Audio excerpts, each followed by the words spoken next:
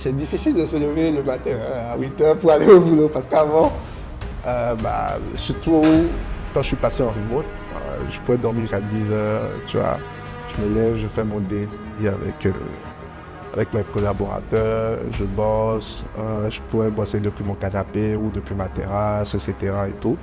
Tu as une certaine liberté. Gozem n'est pas une boîte qui bosse en remote, donc ça déjà quelque part, c'est une petite contrainte, mais c'est pas une contrainte en soi. Quand tu te remets dans le moule, ça vient. L'autre chose qui est très difficile, c'est désormais en fait, tu n'es plus tout seul à prendre les décisions. Ça c'est capital. Donc je parlais tout à l'heure d'aller vite. C'est très compliqué dans des boîtes d'une certaine taille d'aller vite. Et je m'en rends compte effectivement. Tu vas venir et en fait tout changer et dire que ouais on va faire ça et ça.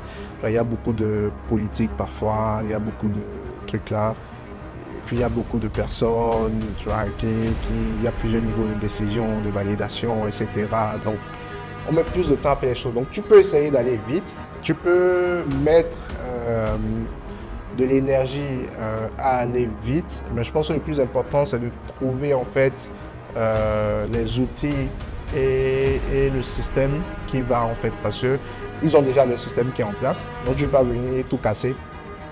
Donc, il faut que tu trouves comment t'intégrer dans ce système-là tout en gardant l'état d'esprit que tu avais en fait, parce que quelque part c'est ce que eux ils veulent de toi. Donc il ne faut pas non plus que tu perdes cet état d'esprit-là, que tu trouves un juste milieu entre ces deux-là. Et ça, c'est pas un exercice facile.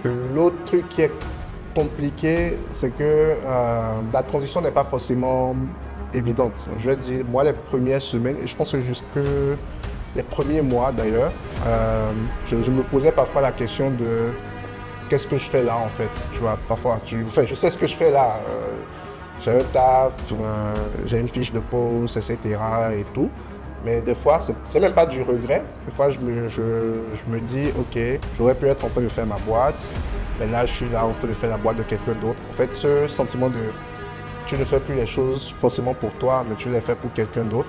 Mais en vrai, c'est même pas que tu les fais pour quelqu'un d'autre, parce que quand tu regardes bien, si tu es dans une boîte, il y a une culture où en fait on essaye d'intégrer tout le monde, etc., qu'il y a une vision à laquelle tu adhères et tout. En fait, ce que tu le fais pour toi aussi quelque part.